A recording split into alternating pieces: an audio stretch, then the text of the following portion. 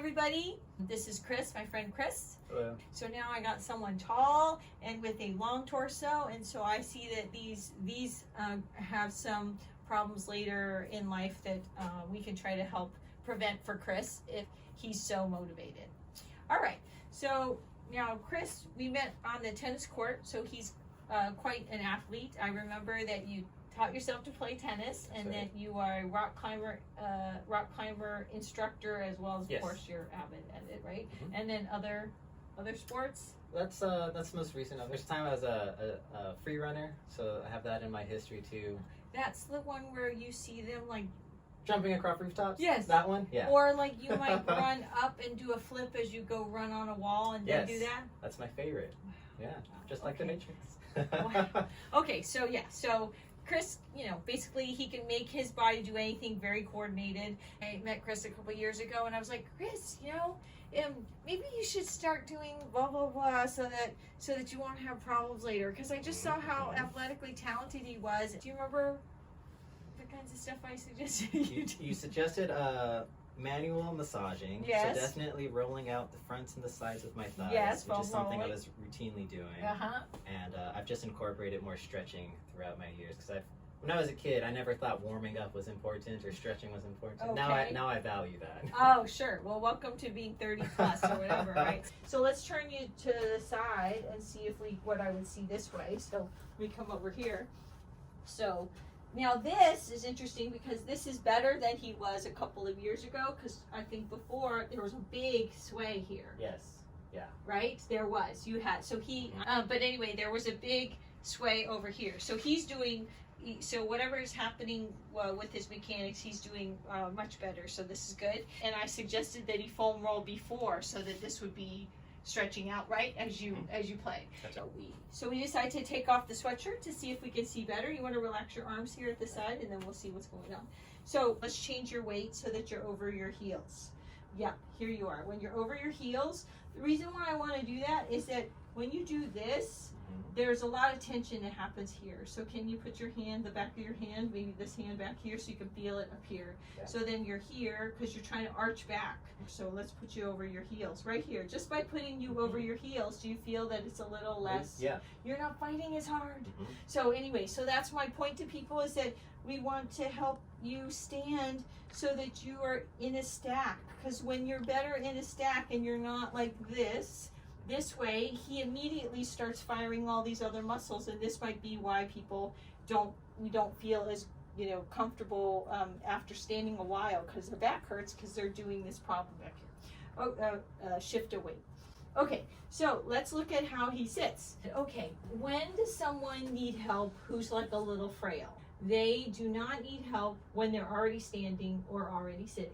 Right. They need the help in between. The transition. Right, so that's when you're using all your muscle strength. So my point is that with everybody I'm working with, I try to get into their head as much as if you were like at the level of potty training, because potty training at first was a pain, but you eventually got it, and you can do it all the time without thinking really hard.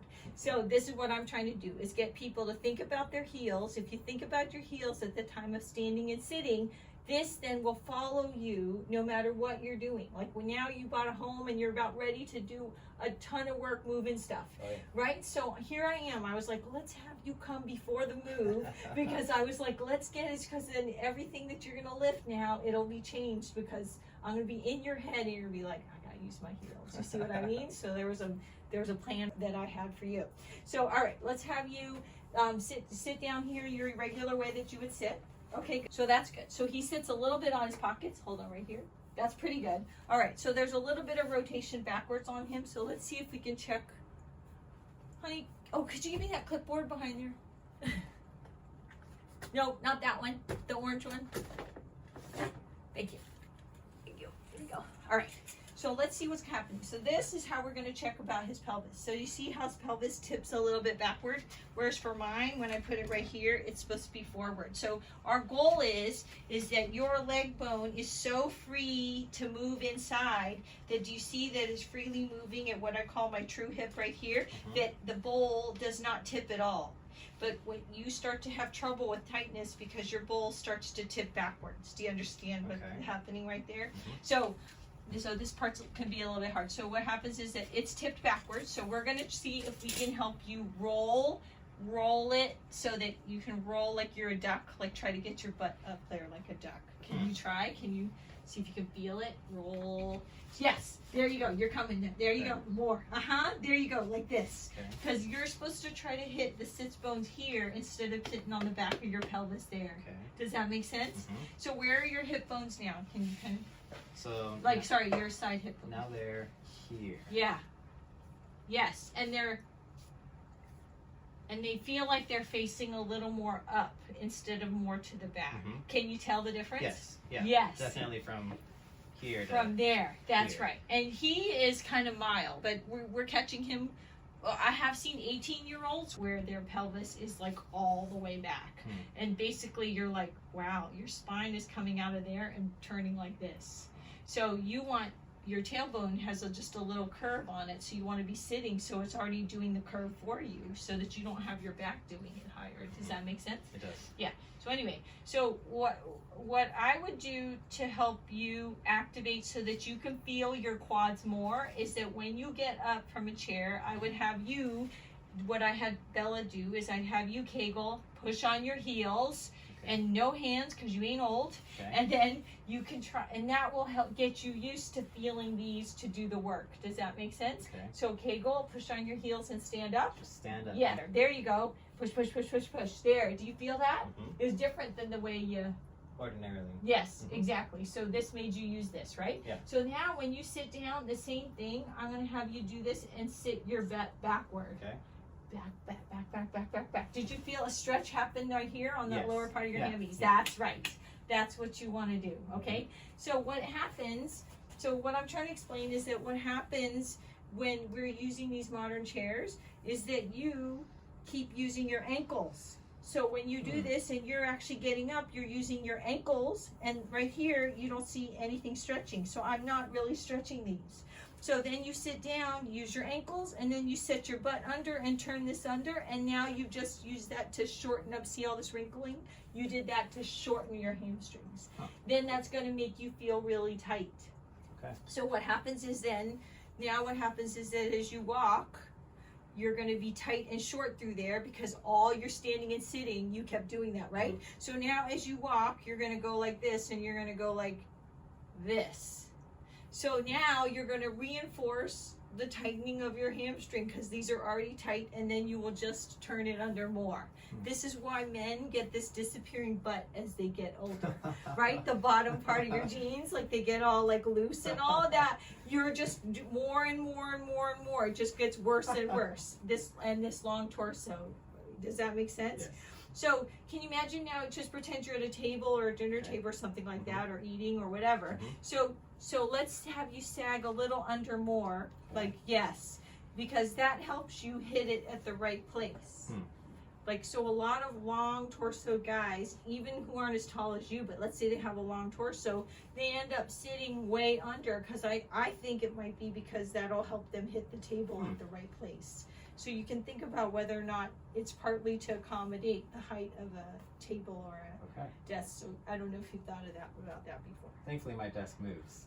It does. Is it a standing sit kind of one? Yeah. Oh, okay. So you move around during the day. Okay. So now when you're in the day, when you're in the standing mode, you might consider paying attention to definitely being on my heels. On your heels, and then that will activate these more because right there, because I had Bella do this. Put your hands on your thighs right about here. Yep. Push on your heels. And come up. Right. Nope. Just stay there and push on your.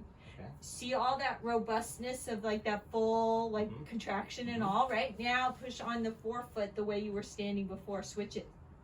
So they don't get all big and all. They just get stiff.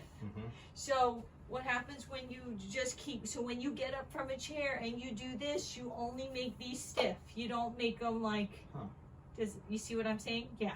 So the other thing I wanted to explain is that before we had modern chairs, right? Or you can imagine when you have to sit or squat, a person would be doing that, and they go all the way. I don't know if I can do it without warming up at all, but anyway, we'll try. So, okay, I gotta move over here. So let's say a person has to squat like that. So they're gonna go and they're gonna squat all the way down like this, okay? Now on the way up, they're in their heels. So on the way up, you're gonna do this all the way up. No one is gonna go like this and then go like that and then finish. Right. But that is the way everyone gets up out of a chair. So, right? So people are getting out of a chair by like pushing their knees back a little bit and bracing with their knees and finishing. And this is stiffening up the entire thigh. Wow. Does that make sense? So what I explain to people is the fountain of youth is in your thighs. Yeah, right here. It's right here. That's what I was like trying to help you with a couple years ago. So, because when patients are older, what do I have to prescribe for them? I've had to, is that you prescribe them toilet seat risers because they cannot get their butt down low enough because their knees hurt so bad or their back, because this will not stretch enough. Do you see what I'm saying? Okay, so let's see if you can try to get up, push down, yep, push down and bend it more. Try to think about bending at your true hip. There you go. Push, push, push, push, push, push, push. Did you feel that differently? Yeah. Oh yeah. Okay, so what do you feel that's different? So definitely more activation Yes, here. yes. Definitely is Yes. different than being on the front of my feet. Yes, that's right. And then you felt, okay, and then the key is that now we activated this, so now you're like really making your front thigh more elastic, which is the fountain of youth part. And then it also helps, that's the fountain of youth kind of strength part. The stretchy part happens on the sitting down. Okay. Because if you've ever set down something heavy and fragile, which you're probably going to do a lot during this move, is that hoisting it up was not as hard as like you're sweating to try to let it down easy. Oh, right. Right. So you are trying to let your butt down go easy. Okay. So that's how it takes so much more strength in a way. That's why if for free weights, they'd always be like, don't drop it. You should Resist it. resist it. This is what you're doing. Okay. So what everyone has done for chair mechanics is they've all made it jointed. They like cheated a little. And so they're like, I'll use my ankle, I'll lock my knee backward, I'll do all of that. And everything is like short and stiffening. But when I just showed you about sitting was fluidly all the way down, and especially to push all the way up. There was no time to lock first and finish. Right.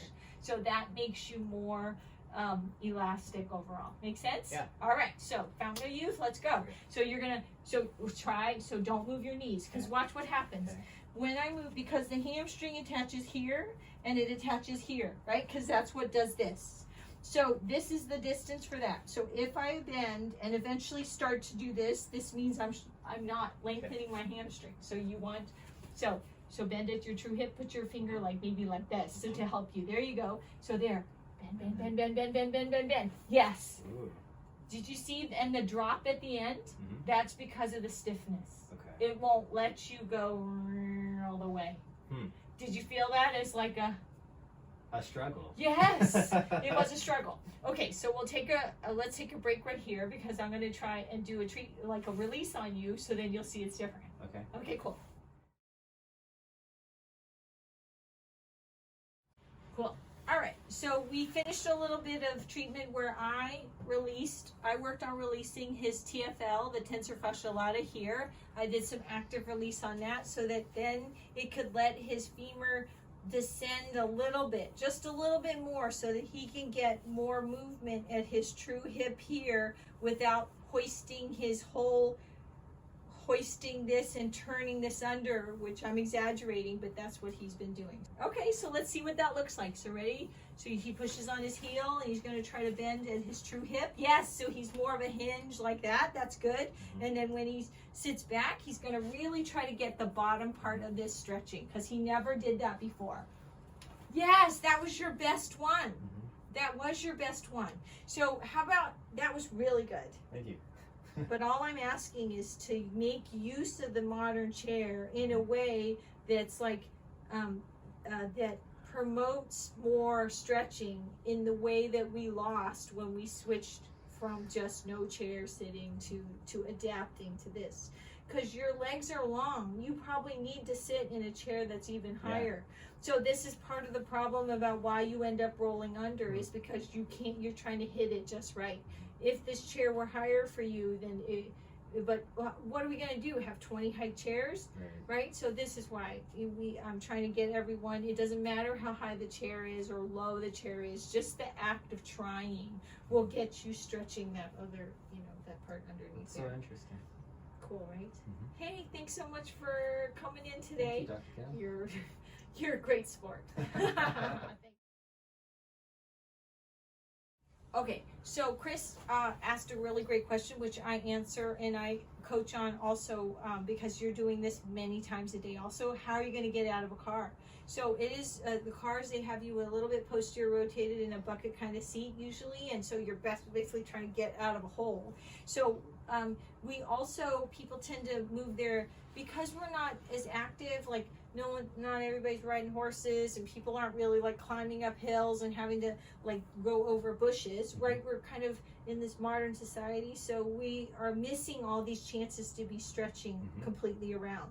So what I say is, when you're going to leave your car, I know, let's pretend you're in England because this is the way we're facing, okay? So you're driving in England.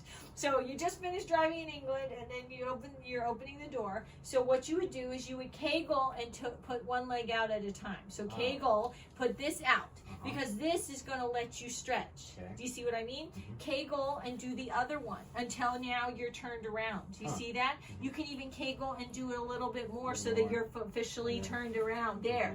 Then in this way, try to do your duck butt, right? And you are going to bend here. You aren't going to do a hybrid, curvy all the way, which is what you've been used to.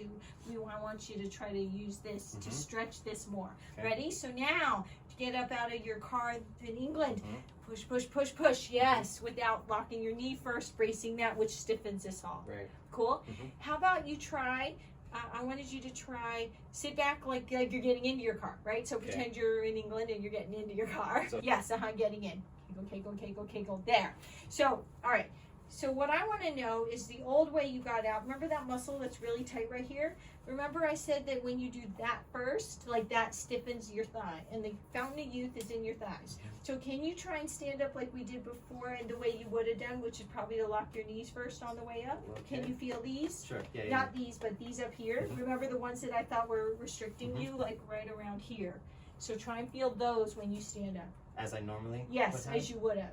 Would have gone. As you would have gone like that, and you would have done that.